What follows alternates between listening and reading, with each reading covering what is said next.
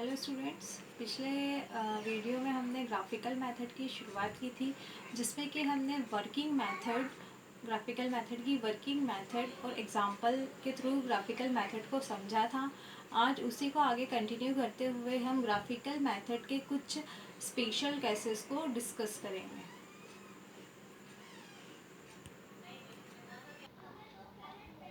Some special cases for a graphical method. There are some linear programming problem which may have a unique optimal solution, a infinite number of optimal solution, an unbounded solution and no feasible solution. तो students जो हमने पिछले lecture में पढ़ा था वो था unique optimal solution, जिसकी कि एक यूनिक वैल्यू हमें मिली थी। तो आज हम जो पढ़ने जा रहे हैं वो है case number 2, 3 and 4, the infinite number of optimal solution, an unbounded solution and no feasible solution. Student इसके डेफिनेशंस भी हम देख लेते हैं। अ यूनिक ऑप्टिमम सॉल्यूशन, और solution is said to be a unique optimum solution if the objective function has one and only one unique optimum value. अगर हमारे पास किसी एलपीपी को सॉल्व करने पर सिर्फ एक ही उसकी ऑप्टिमम वैल्यू मिलती है तो उस सॉल्यूशन को यूनिक ऑप्टिमम सॉल्यूशन कहा जाता है। केस नंबर सेकंड है a infinite number of solution, and a LPP having a more than one optimum solution is said to be a infinite number of solution. अगर किसी LPP को solve करने पर हमें दो से ज़्यादा सॉल्यूशन ऑप्टिमम सॉल्यूशन मिलते हैं तो उस केस को इनफाइनाइट नंबर ऑफ सॉल्यूशन कहा जाता है। नेक्स्ट केस है unbounded solution. The value of objective function में इंक्रीजेस फॉर मैक्सिमाइजेशन प्रॉब्लम और decreases for minimisation problem indefinitely. Thus, both the feasible reason and the objective function are unbounded. Unbounded solution तब मिलेगा जबकि हमें जो feasible reason है वो bounded नहीं होगा, हमारे पास एक्सट्रीम पॉइंट नहीं मिल पाएंगे, और जब जो फंक्शन है वो इंक्रीज़ होता जाएगा जब मैक्सिमाइजेशन की अगर प्रॉब्लम है, और डिक्रीज़ होता रहेगा जब मिनिमाइजेशन की प्रॉब्लम है। तो इस तरह का अगर फिजिबल रीज़न हमें मिलता है जो अनबाउंडेड है तो जो हमें सॉल्यूशन मिलेगा उस एलपीपी का वो होगा unbounded solution. Last is infeasible solution or no solution. When the constraints are not satisfied simultaneously and there is no feasible reason formed by the constraint, then the infeasibility occur and no solution exists to the LPP. अगर LPP को solve करने पर उनके constraints को जब हम plot करते हैं, plot करने पर हमें feasible reason ही नहीं मिल रहा है, तो उस तरह के केस को क्या कहा जाता है, इनफिजिबल सॉल्यूशन और नो सॉल्यूशन। तो आइए हम समझते हैं case number second, third and fourth को एग्जाम्पल के through. So students, case number 1 तो हम पहले ही देख चुके थे पिछले वीडियो में, जिसमें कि सिर्फ एक ही आपके पास ऑप्टिमल सॉल्यूशन मिलता था। बट आज हमें आगे के कुछ नए केसेस देखने हैं। Case number 2, an infinite number of optimal solution, मतलब कि अगर आपके पास दो से ज़्यादा सॉल्यूशन है तो उसे इनफाइनाइट नंबर ऑफ सॉल्यूशंस कहा जाता है।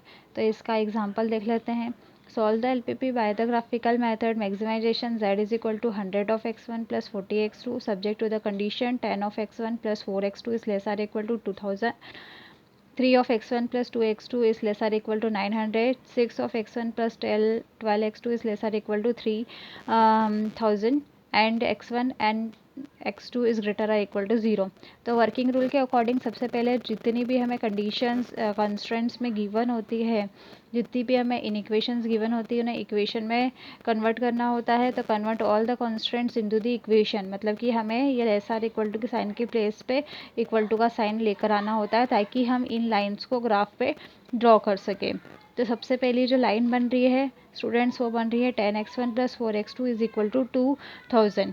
इसके लिए हमें पहले पॉइंट्स निकालने हैं, तो हम क्या करते हैं, लाइन 1 के लिए पॉइंट्स निकालने के लिए पहले x1 को 0 पुट करते हैं। तो जैसे ही हमने x1 को यहाँ 0 पुट किया तो हमारे पास जो x2 आएगा वो आएगा 2000 डिवाइडेड बाय 4, दैट मीन्स की 500। अब x1 पॉइंट निकालने के लिए हमें क्या करना होता है स्टूडेंट्स, x2 को 0 पुट करना होता है। जब हम x2 को 0 पुट करेंगे तो जो x1 होगा वो होगा 2000 डिवाइडेड बाय 10, दैट मीन्स की 200। इस तरह से हमें दो पॉइंट्स मिल गए स्टूडेंट, 0,500 एंड 200,0। इसी तरह लाइन 2 को देखते हैं। लाइन 2 में अगर आपको 2 पता करना है तो x1 को 0 पुट कर दो, तो x1 जब 0 हुआ तो x2 होगा 900 डिवाइडेड बाय 2, दैट मीन्स कि हमें मिलेगा x2 450। इसी तरह से अगर आपको x1 पता करना है तो आप x2 को 0 पुट कर दीजिए इक्वेशन में, तो x2 को जब 0 पुट करेंगे तो x1 मिलेगा 900 डिवाइडेड बाय 3, दैट मीन्स कि 300। इस तरह से हमें 2 पॉइंट यहाँ भी मिल गए, 0, 450 एंड 300, 0। इसी तरह लाइन 3 के लिए भी हम पॉइंट्स निकाल लेंगे। एक बार x1 को 0 रखेंगे तो x2 हमें मिलेगा 250, और जब हम x2 को 0 रखेंगे तो x1 हमें मिलेगा 500। तो हमें 2 पॉइंट्स मिले हैं, 0, 250 एंड 500, 0। अब स्टूडेंट्स हम इन पॉइंट्स को एक एक करके ड्रॉ करेंगे और एक लाइन प्लॉट करेंगे। तो यहाँ मैंने ग्राफ में इन लाइन को प्लॉट्स करके रखा हुआ है, इसे समझ लेते हैं। लाइन नंबर 1, लाइन नंबर 1 के लिए पहले हम पॉइंट्स को रिप्रेजेंट करेंगे ग्राफ पे। तो फर्स्ट पॉइंट है 0, 500, मतलब x एक्सिस 0, y एक्सिस पे 500। तो ये पॉइंट आपका है फ्रेंड्स ये वाला, x एक्सिस से 0 और y एक्सिस पे 500, ठीक है। अब नेक्स्ट जो पॉइंट है आपका वो है 200, 0। तो 200, 0 डेट मीन्स कि x एक्सिस पे 200 और y एक्सिस पे 0। तो ये लाइन को हम जब ज्वाइन करते हैं ये 500, तो आपकी लाइन नंबर 1 आ जाती है। अब कंडीशन क्या गिवन थी फर्स्ट लाइन के लिए कि 10x1 + 4x2, 10x1 + 4x2 is lesser equal to 200 है।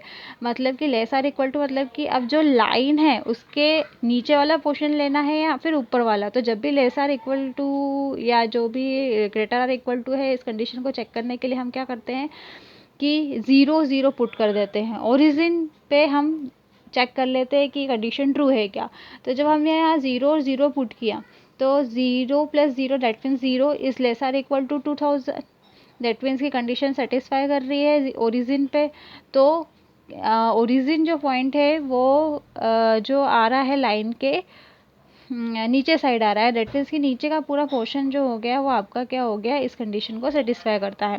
सेकंड लाइन को भी ड्रॉ कर लेते हैं। सेकंड लाइन के लिए हमारे पास पॉइंट है 0, 450। तो x एक्सिस पे 0 और y एक्सिस पे 450, मतलब कि यहाँ नेक्स्ट है 300, 0, मतलब x एक्सिस पे x1 एक्सिस पे 300 और x2 एक्सिस पे 0। तो x1 एक्सिस पे 300 और x2 एक्सिस पे 0, मतलब ये पॉइंट और इन दोनों पॉइंट को ज्वाइन कर लेते हैं। तो ये आपकी जो लाइन नंबर आएगी वो लाइन नंबर आएगी 2। अब इसमें भी कंडीशन को हम चेक कर लेते हैं कि क्या वो लेस देन इक्वल टू है। तो हम ओरिजिन रखते हैं x1 और x2 पे। तो जब हमने x1 और x2 को यहाँ 0, 0 पुट किया तो वो लेस आर इक्वल टू 900 आ रहा है, दैट मीन्स कि ओरिजिन पॉइंट इस कंडीशन को सेटिस्फाई कर रहा है। मतलब कि ये जो लाइन है उसके नीचे का पोर्शन क्या होगा, उस कंडीशन को सेटिस्फाई करेगा। इसी तरह लाइन नंबर 3 पे हमें पॉइंट मिल रहा था 0, 250, 0, 250, दैट मीन्स कि x एक्सिस 0 और y एक्सिस पे 250 जो कि यहाँ पॉइंट है, और 500, 0, 500 दैट मीन्स कि x1 एक्सिस पे 500 और x2 एक्सिस जो है आपका उस पे 0, दैट मीन्स कि ये पॉइंट और इन दोनों पॉइंट को ज्वाइन करते हुए हमने लाइन नंबर 3 ड्रॉ कर ली। इसी तरह इसकी कंडीशन भी हम ओरिजिन पे चेक करेंगे तो वो भी लेस आर इक्वल टू पर मतलब लाइन के नीचे साइड पर आ रही है। तो इन सब जो सारी इक्वेशन है line number 1, line number 2, line number 3, सभी जो लाइन है लाइन के नीचे तरफ अपनी कंडीशंस को सेटिस्फाई कर रही है। तो इसमें जो कॉमन रीज़न जो बन रहा है वो कॉमन रीज़न बन रहा है O, A, B और C। तो O तो पॉइंट हमें पता है 0, 0, B पॉइंट भी हमें A पॉइंट भी हमें पता है, ये जो कि ये लाइन नंबर 1 पे हमने जो ड्रॉ किया था 200, 0। C पॉइंट भी हमें पता है 0, 250 जो लाइन नंबर 3 के लिए हमने पॉइंट लिया था। लेकिन B पॉइंट पता करने के लिए हमें दो लाइन्स के इंटरसेक्शन पॉइंट को पता करना होगा, और वो दो लाइन है क्या। तो एक तो ये जो आपकी लाइन जा रही है ये लाइन नंबर 3, और ये जो आपकी लाइन जा रही है वो है लाइन नंबर 1। तो लाइन नंबर 3 और लाइन नंबर 1 एक दूसरे को जहाँ कट कर रही है वो इसका इंटरसेक्शन पॉइंट है B।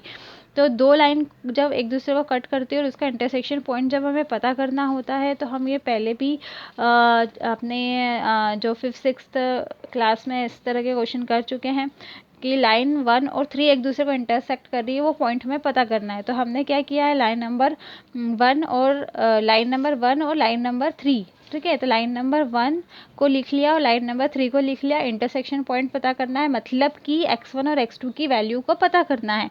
तो हम यहाँ पर एलिमिनेशन मेथड यूज़ कर रहे हैं। यहाँ पर हमने इस इक्वेशन को 6 से मल्टीप्लाई कर दिया और ये जो नेक्स्ट इक्वेशन है, इक्वेशन नंबर 3, उसको 10 से मल्टीप्लाई कर दिया।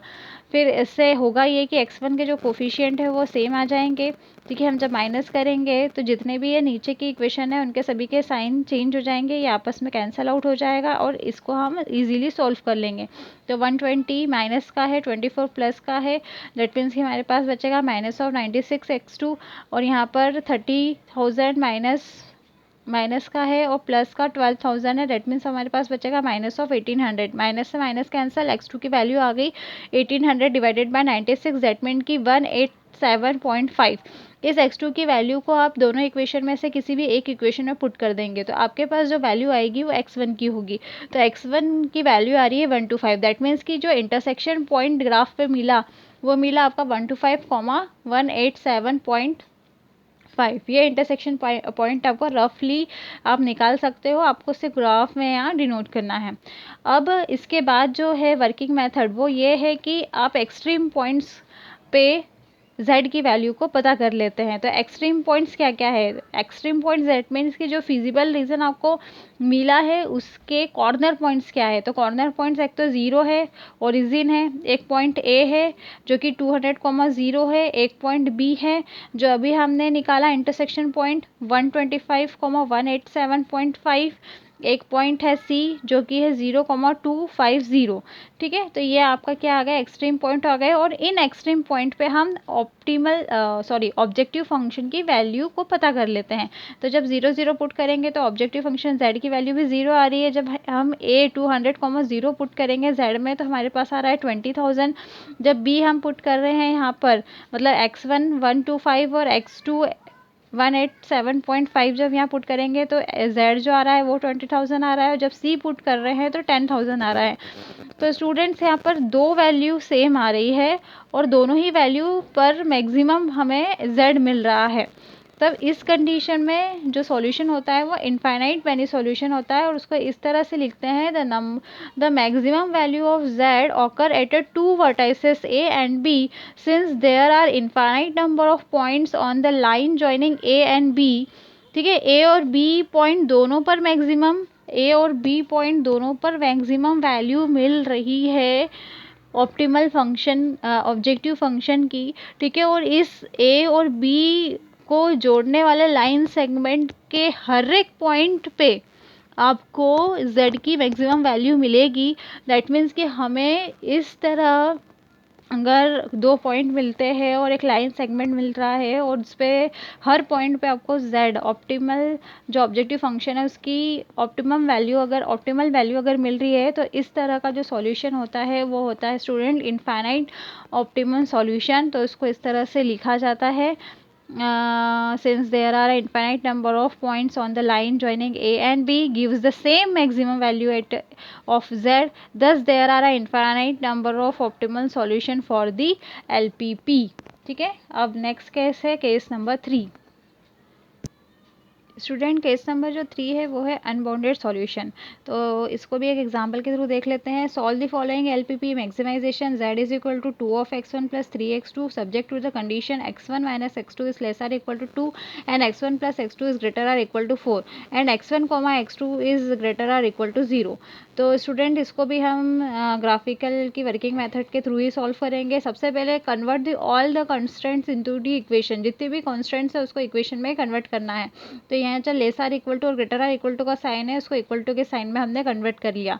अब जो लाइन नंबर 1 है उसके लिए हमें पॉइंट्स पता करना है तभी हम उसको ड्रॉ कर पाएंगे। तो लाइन नंबर 1 के लिए हमने 2 पॉइंट्स पता करने के लिए पहले x1 को 0 पुट किया जाए। x1 0 पुट करेंगे तो x2 जो आएगा फ्रेंड्स वो आएगा -2 और जब हम x2 को 0 पुट करेंगे तो x1 की वैल्यू जो आएगी वो आएगी आपके पास +2। तो इस तरह से हमें दो पॉइंट्स मिल गए 0, -2 एंड 2,0, ठीक है। इसी तरह जो लाइन नंबर 2 है, ठीक है, उन लाइन नंबर 2 के भी पॉइंट्स हम पता कर लेते हैं। तो लाइन नंबर 2 है x1 plus x2 is equal to 4। तो जब हमें x2 पता करना है तो हम x1 को 0 पुट करेंगे तो x2 आएगा 4। जब हमें x1 को पता करना है अब x2 को 0 रखेंगे, तो x2 जब 0 रखेंगे तो x1 की वैल्यू आएगी 4। इस तरह से हमें 2 पॉइंट मिले 0,4 एंड 4,0। ठीक है स्टूडेंट, अब इसका हमें ग्राफ प्लॉट करना है, तो मैंने यहाँ ग्राफ पहले से ही प्लॉट करके रखा है, इसे हम देख लेते हैं। जो लाइन नंबर 1 है उसके पॉइंट है 0 और -2, 0 एक्स एक्सिस x1 एक्सिस पे और -2 x2 एक्सिस पे। तो x2 एक्सिस पे -2 यहाँ आता है और 0 x1 एक्सिस पे, दैट मीन्स कि ये पॉइंट मिला आपका 0, और -2।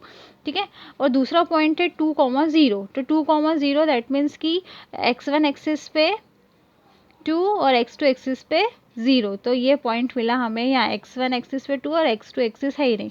ठीक है, 0 है, तो इन दोनों को हमने ज्वाइन कर लिया।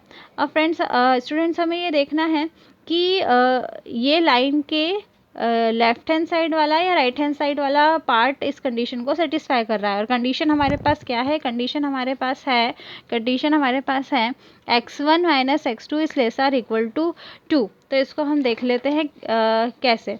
तो x1 minus x2 is lesser equal to 2, हम ओरिजिन पे चेक कर लेते हैं। 0 minus 0 is lesser equal to 2, तो 0 is lesser equal to 2, yes 0 जो पॉइंट है इस कंडीशन को सेटिस्फाई कर रहा है। तो जो हमारी लाइन थी वो लाइन ये थी और 0 उसको सेटिस्फाई कर रहा है, मतलब हमें 0 पॉइंट को कंसिडर करना है। तो डेट मीन्स हमारा जो एरिया जो हमारा रीजन आएगा वो इस तरफ वाला आएगा।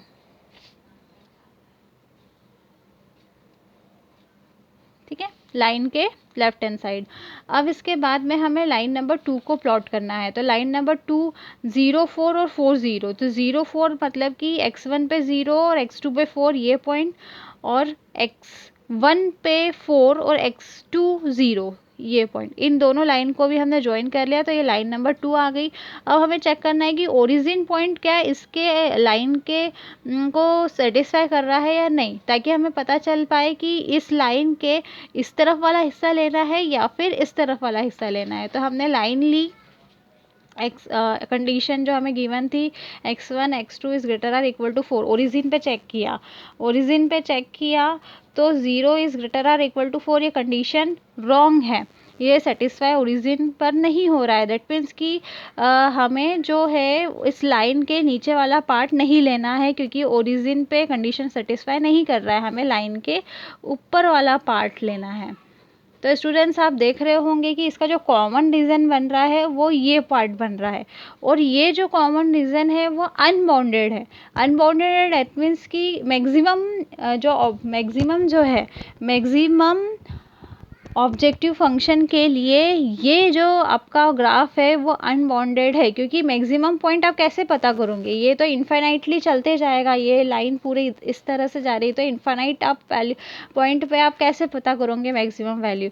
तो इस तरह का जब प्रॉब्लम आता है, तो इस तरह के प्रॉब्लम का जो सॉल्यूशन कहा जाता है वो अनबाउंडेड सॉल्यूशन कहा जाता है। लेकिन यहाँ एक और बात समझने की ये है कि यहाँ मैक्सिमाइजेशन है तो अनबाउंडेड सॉल्यूशन है, लेकिन अगर मिनिमाइजेशन होता है यहाँ पर, तो क्या हम इसका सॉल्यूशन निकाल सकते थे स्टूडेंट्स? यस, अगर ये प्रॉब्लम मिनिमाइजेशन की होती तो हमारे पास मिनिमम 2 पॉइंट्स आ रहे हैं, 2 पॉइंट्स है, और इन दोनों पॉइंट पे हम z की वैल्यू पता कर लेते। तो ये जो पॉइंट है 0 4 और ये पॉइंट है 3 1, तो जब हम 3 1 पे जो a पॉइंट है उस पर अगर z की वैल्यू पता कर रहे हैं तो वो आ रही है 9, और जब हम b पॉइंट है 0 4 उस पर जब z की वैल्यू लिख रहे हैं तो आ रही है 12। दैट मीन्स इन दोनों में से मिनिमम जो दे रहा है z वो दे रहा है 9, तो इसका जो सॉल्यूशन होता वो होता आपका 3 और 1, क्योंकि 3 और 1 पे ही, इस पॉइंट पे ही आपको जो फंक्शन है उसकी वैल्यू क्या मिनिमम मिल रही है, और जो सॉल्यूशन होता वैल्यू होती ऑब्जेक्टिव फंक्शन की मिनिमम वैल्यू वो होती आपकी 9। बट ये कब पॉसिबल होता है, जब मिनिमाइजेशन का अगर एलपीपी गिवन है, बट हमें मैक्सिमाइजेशन का एलपीपी गिवन है, और मैक्सिमाइजेशन के लिए ये जो एलपीपी का सॉल्यूशन है वो है अनबाउंडेड सॉल्यूशन, मतलब यहाँ पर हमें पॉइंट ही नहीं मिल रहा है, ये जो रीज़न है ये बाउंडेड ही नहीं है, ये चलते जाएगा आगे इन्फिनिटी की तरफ, तो बाउंडेड रीज़न ही नहीं बन पा रहा है मैक्सिमाइजेशन के लिए, तो हमें पॉइंट नहीं मिल पा रहा है कोई भी, इसलिए ये है आपका अनबाउंडेड सॉल्यूशन। स्टूडेंट्स ये है अब case number 4, last case, infeasible solution और नो सॉल्यूशन। तो स्टूडेंट्स हैं एलपीपी गिवन है, maximization z is equal to x1 plus x2 subject to the condition x1 plus x2 is lesser equal to 1 minus of 3 of x1 plus x2 is greater or equal to 3, x1 comma x2 is greater or equal to 0। तो students सबसे पहले हम जितनी भी यहाँ पर inequalities है उसको इक्वेशन में कन्वर्ट करेंगे। दैट मीन्स ये लेसर इक्वल टू साइन को आप क्या करोगे, इक्वल टू में कन्वर्ट करोगे। तो आपके पास दो इक्वेशन मिल रही है, x1 plus x2 is equal to 1 and second 3 of x1 plus x2 is equal to 3। ठीक है स्टूडेंट, अब इक्वेशन नंबर जो 1 है उसके लिए आपको पॉइंट्स पता करना है। तो पॉइंट्स पता करने के लिए आप पहले x1 को 0 रखोगे, तो x1 को जब 0 रखोगे तो x2 की वैल्यू आएगी 1, और जब आप x2 को 0 रखोगे तो x1 की वैल्यू आएगी 1। ठीक है, तो पॉइंट जो आपको मिल रहे हैं वो 0 1 और 1 0 मिल रहे हैं। इसी तरह जो सेकंड इक्वेशन है उसकी आपको पॉइंट्स पता करना है। तो पहले x1 को आप 0 रखोगे तो x2 की वैल्यू मिलेगी 3, और जब आप x2 को 0 रखोगे तो x1 की मिलेगी आपको वैल्यू -1। तो हमें 2 पॉइंट्स यहाँ पर मिले हैं, 0 3 और -1 और 0। अब इनको ग्राफ पे प्लॉट करके देख लेते हैं स्टूडेंट्स की क्या हो रहा है। तो जब इसको ग्राफ पे प्लॉट करेंगे 0 और 1, दैट मीन्स x1 एक्सिस पे 0 और x2 एक्सिस पे 1, तो x2 एक्सिस पे 1 मतलब ये पॉइंट आ रहा है, और सेकंड जो है पॉइंट वो है 1 एंड 0, तो x1 पे 1 और x2 पे 0 मतलब ये इन दोनों लाइन पॉइंट को आप जब ज्वाइन कर लोगे तो लाइन मिलेगी वो लाइन नंबर 1 होगी, x1 plus x2 is equal to 1। अब कंडीशन क्या गिवन है फ्रेंड्स ये भी देख लेते हैं। तो कंडीशन जो गिवन है आपको वो गिवन है x1 plus x2 is lesser equal to 1। तो इसको चेक कर लेते हैं क्या ओरिजिन इस पर सेटिस्फाई हो रहा है। x1 plus x2 is lesser equal to 1, तो 0 plus 0 is lesser equal to 1, 0 is lesser equal to 1। Yes, ये कंडीशन ट्रू है। दैट मीन्स कि हमें वो पॉइंट लेना है, मतलब जो आपकी लाइन है उसमें इस तरफ का हिस्सा या इस तरफ का पोर्शन आपको लेना है जिसमें कि 0 आता हो। तो ये जो लाइन हमने ड्रॉ करी है उसमें जो नीचे वाला पोर्शन है उसी में 0 आ रहा है। दैट मीन्स कि ये जो नीचे वाला पोर्शन है वो इसके लिए आपका सेटिस्फाई कर रहा है कंडीशन को। अब जो सेकंड आपका पॉइंट जो सेकंड लाइन है उसके पॉइंट्स देख लेते हैं, 0 एंड 3। 0 मतलब x एक्सिस पे 0 और x2 एक्सिस पे 3, मतलब कि ये पॉइंट मिला आपको। और जो सेकंड पॉइंट मिल रहा है फ्रेंड्स वो मिल रहा है आपका -1 एंड 0। -1 दैट मीन्स कि आपका x1 एक्सिस पे -1 और x2 पे 0, तो x1 एक्सिस पे -1 ये। अब इन दोनों लाइन को भी आप ज्वाइन जब कर लोगे, इन दोनों पॉइंट्स को जब आप ज्वाइन कर लोगे तो जो लाइन मिल रही है वो आपको लाइन मिल रही है सेकेंड वाली, -3 of x1 plus x2 is equal to 3। ठीक है, अब हमें ये चेक करना है कि इसका कौन सा वाला पोर्शन ओरिजिन को सेटिस्फाई कर रहा है। तो हमारे पास जो लाइन है वो लाइन है -3x1 plus x2 is condition देख लेते हैं क्या है, ग्रेटर आर इक्वल टू 3। तो 0 0 पे चेक करना होता है। ठीक है, तो 0 is greater or equal to 3। ठीक है, तो कंडीशन सेटिस्फाई है क्या, नहीं। ठीक है, 0 3 से बड़ा हो सकता है क्या, नहीं। दैट मीन्स कि हमें 0 वाला पॉइंट लेना नहीं है। ठीक है, इस तरफ वाला हमें इस तरफ वाला पोर्शन, इस तरफ वाला पोर्शन हमें नहीं लेना है। ठीक है, क्योंकि 0 उसको सेटिस्फाई नहीं कर रहा है। तो दैट मीन्स हमें किस तरफ वाला पोर्शन लेना है, इस तरफ वाला। ठीक है, तो ये हमने ले लिया। और चूंकि हमारे पास जो लास्ट कंडीशन गिवन थी वो है x1 और x2 is greater or equal to 0। इसका मतलब मैंने स्टार्टिंग में ही समझाया था कि इसका मतलब होता है आपका फर्स्ट क्वाड्रेंट। ठीक है, इसका मतलब क्या होता है, फर्स्ट क्वाड्रेंट। तो हमें फर्स्ट क्वाड्रेंट में ही लेना है, तो मतलब हमारे पास ये एक रीज़न मिला। ठीक है, तो हमारे पास दो अलग अलग रीज़न मिल रहे हैं जबकि क्वेश्चन एक ही गिवन है, और हमारे पास कोई भी बाउंडेड रीज़न नहीं मिल रहा है। दोनों जो रीज़न मिल रहे हैं अलग अलग डायरेक्शन में अलग अलग मिल रहे हैं। तो इस तरह का जब प्रॉब्लम आता है तो इस तरह के प्रॉब्लम का जो सॉल्यूशन होता है उसको कहते हैं नो सॉल्यूशन, और इसको इस तरह से लिखा जाता है, there being the no points x1 and x2 common to both the shaded region. जो भी दोनों शेडेड रीजन मिल रहे हैं उसमें कोई भी कॉमन पॉइंट्स हमें नहीं मिल रहा है। We can not find a feasible region for this problem, so the problem can not be solve, hence the problem has no solution. ठीक है, कोई भी ऐसा पॉइंट नहीं मिल रहा है जो कि कॉमन हो, तो इस तरह के प्रॉब्लम को हम नो सॉल्यूशन कहेंगे। तो ये हमने समझा ग्राफिकल मेथड के जो स्पेशल केस थे। आपका इनफाइनाइट सॉल्यूशन था, नो सॉल्यूशन था, अनबाउंडेड सॉल्यूशन था, और उसको किस तरह से सॉल्व करना है हमने ये समझा। आगे हम जो समझेंगे ये एक्चुअली जो ग्राफिकल मेथड है वो सिर्फ तभी अप्लाई की जा सकती है जब आपके पास वेरिएबल जो है एलपीपी में वो 2 वेरिएबल हो। अगर 2 से ज़्यादा वेरिएबल होते हैं तब हम ग्राफिकल मेथड को अप्लाई नहीं कर पाएंगे। ठीक है, कंस्ट्रेंट्स ले सकते हैं हम 3-4, बट वेरिएबल 2 ही होना चाहिए। तो अगर 2 से ज़्यादा वेरिएबल अगर होते हैं तो एलपीपी को कैसे सॉल्व किया जाता है वो हम देखेंगे अगले लेक्चर में।